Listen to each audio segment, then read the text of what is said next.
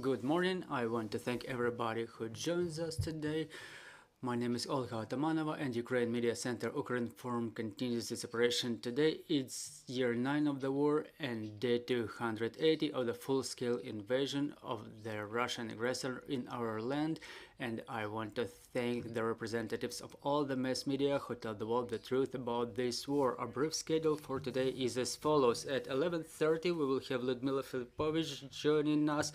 She's the religious scholar, Doctor of Philosophy, Institute of Philosophy of the National Academy of Sciences of Ukraine, and we will talk about Ukrainian Orthodox Church of the Moscow Patriarchate as an instrument of Russian propaganda and levers of state influence.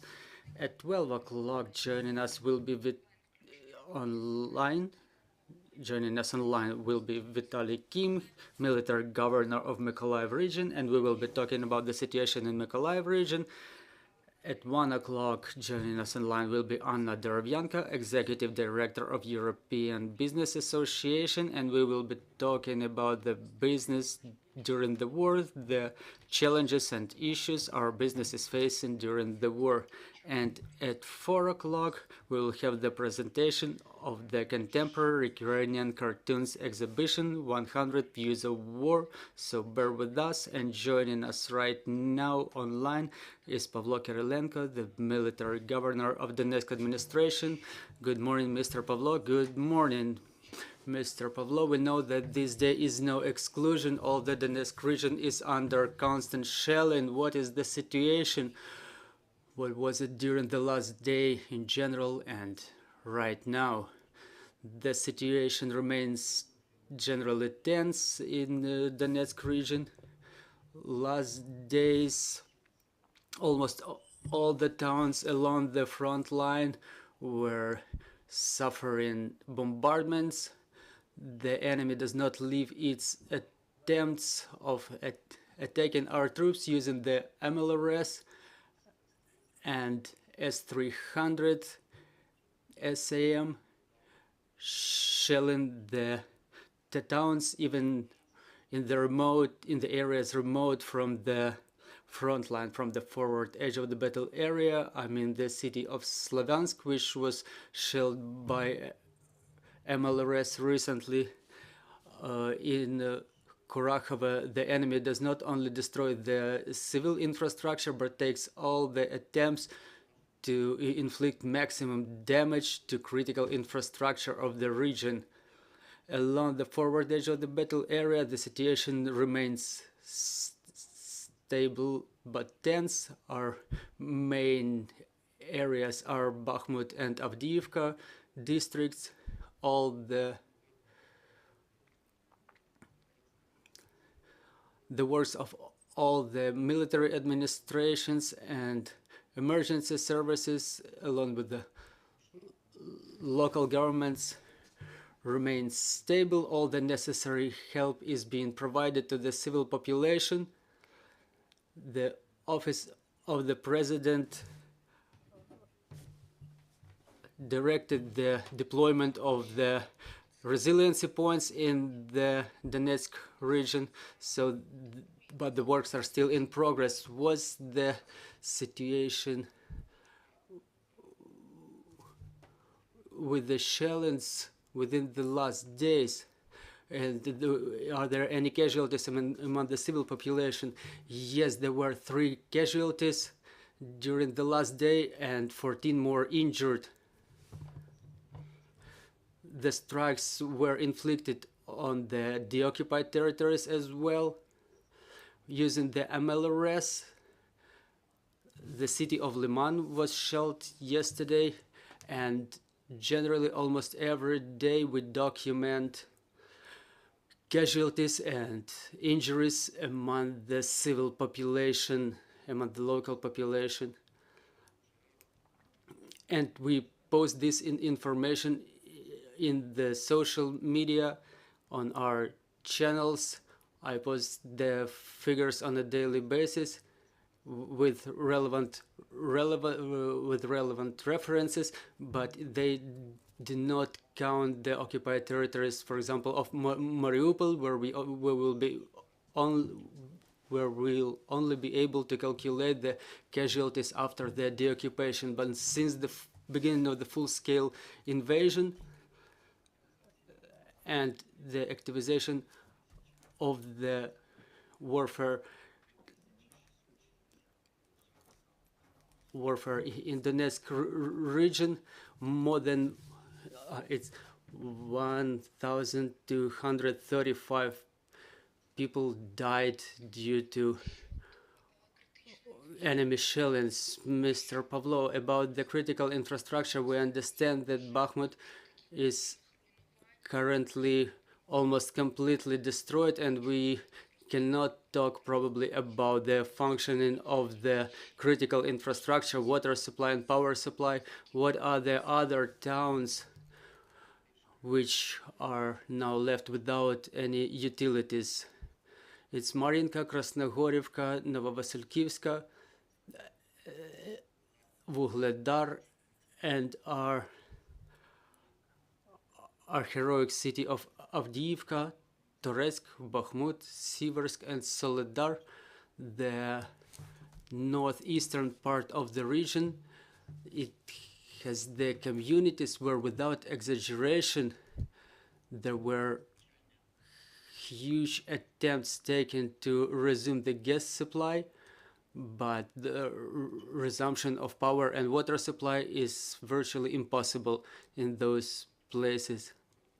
The gas pipelines, they go along the front line, and they are impossible to be, they cannot be repaired, because as soon as enemy spots any movement on our side, they open fire and damage the pipelines. And when our teams do the repairs on the critical infrastructure, the enemy immediately opens fire on the repairing teams. And talking about the power infrastructure, in 11 communities we partially resumed gas supply, and in 9 of them we resumed the gas supply in full. 10 more communities are such where we still cannot resume any gas supply to the communities and district capitals due to the reasons I have already mentioned. Well, talking about the power supply,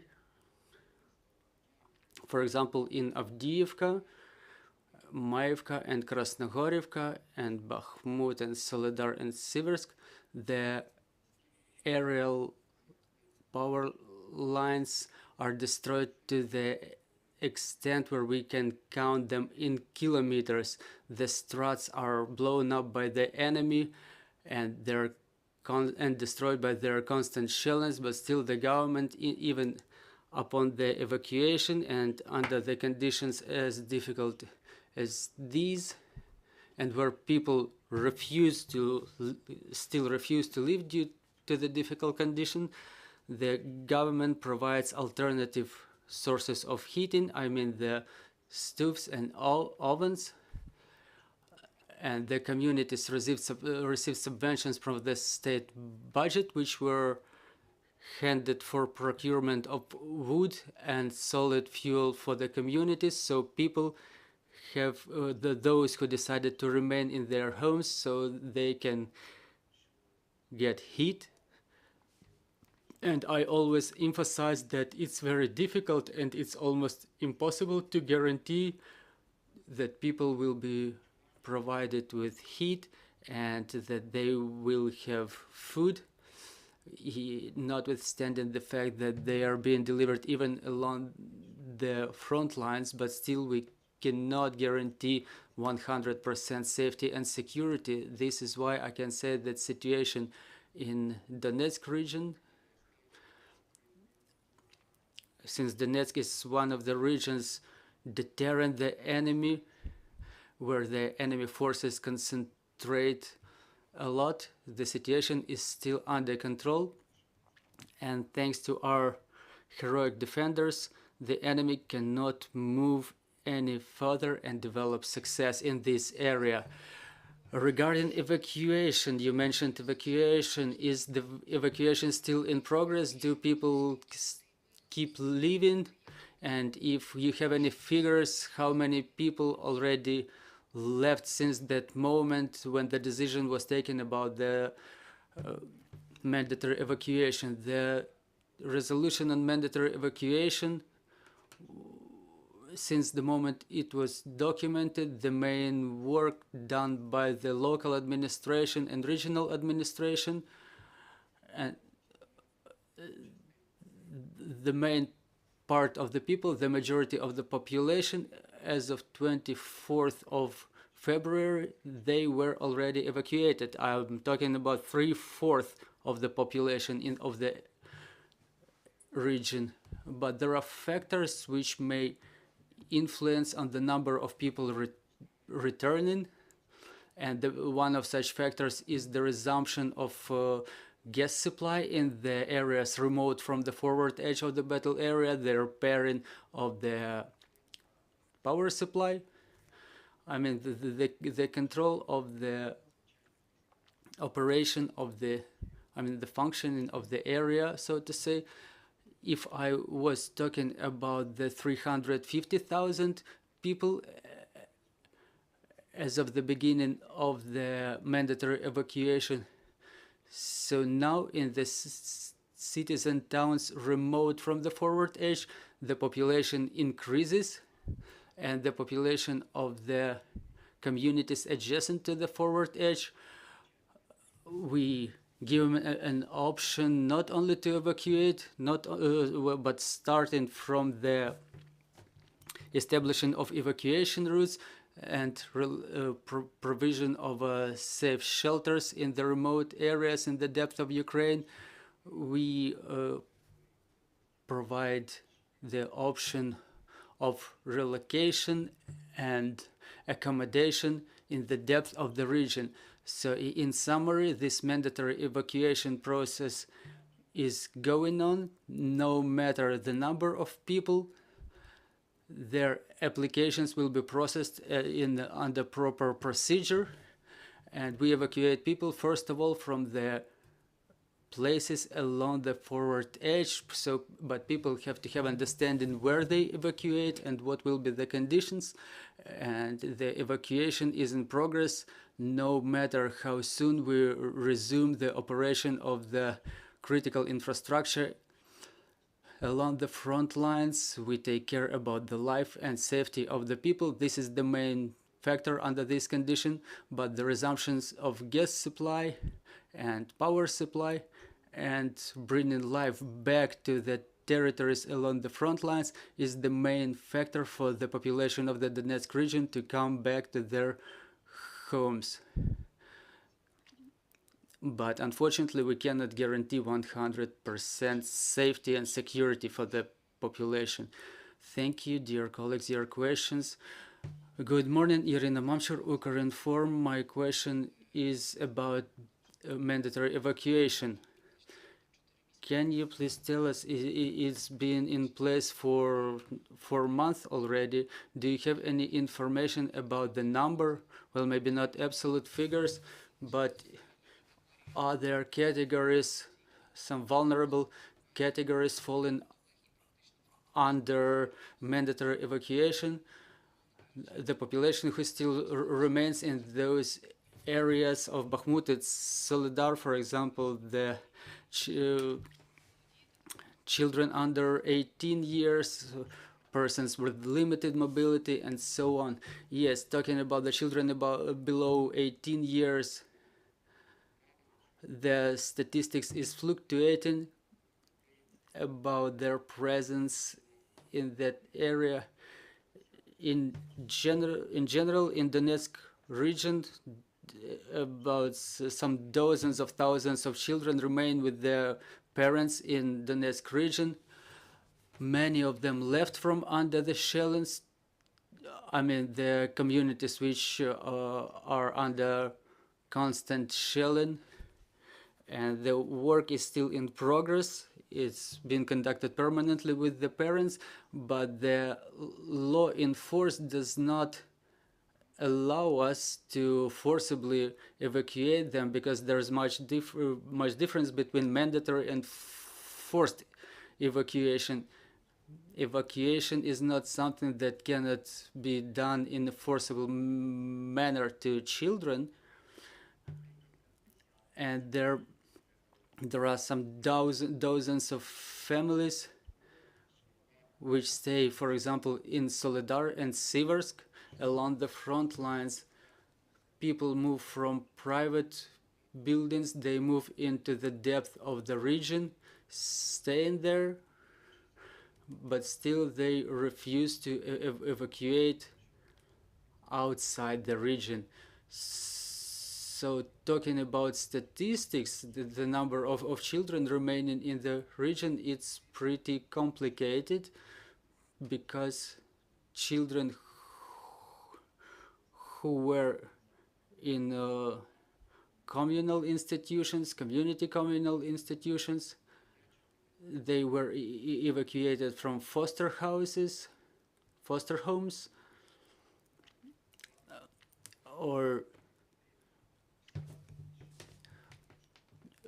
so such children, they were all relocated during the first month of war, where children reside in families. In their majority, they are either in the depth of the region, they left the areas adjacent to the front lines, and usually those who are staying in the territories along the front lines are most elderly, or those who refuse to live under any conditions. Mr. Pavlo, Kramatorsk and Slavyansk, the most densely populated areas of the Donetsk region under Ukrainian government control, how much do they suffer from shellings? We understand that there's probably a lot of people staying there. This is why I told you about the people coming back to the region. Well, talking about the most active evacuation stage and the cities of Kramatorsk and Slavyansk, as of July this year, we reached our top goal when, for example, out of 204,000 people who have resided in Kramatorsk, we reached the figure of 45,000 people. In Slavyansk, they had a population a little bit above 100,000 people of permanent resident, or like 96,000 residents. The lowest number upon the most efficient stage of evacuation in July reached 18, maybe up to 20, well, a little bit below 20,000. As of now, when we were preparing to the heating season, we can show these cities as the example. The gas supply was resumed in the apartment blocks in Kramatorsk and Slavyansk, and the people started coming back. So, for example, now the population of Kramatorsk reaches almost 80,000 people, and in Slavyansk it's about 40,000 people. So we understand this large number of people coming back to these cities, and it means the life is coming back to these cities, and these places are the key cities, key targets for the enemy, key goals for the enemy, and these goals will not be reached. This nice Slavyansk found itself under fire from MLRS. The enemy cannot reach it with the cannon artillery, and in places where they cannot reach even with MLRS, they use the SAMs such as S-300, which is actually the air defense rocket, but they use it on the land targets, which is quite imprecise, and it emphasizes the cynicism of the enemy. They're showing that their target is the critical infrastructure, and these periodic shellings are being inflicted even on the mentioned cities, just as well as all over the territory of the region, so there is no safe shelter all over the place. I want to thank you for joining us, Mr. Pavlo, for describing these important events. Dear colleagues, I will remind you we had Pavlo Kyrylenko joining us, the military governor of Donetsk region. Our next briefing is at 11:30, and we will talk about the activities of Moscow Patriarchate in Ukraine.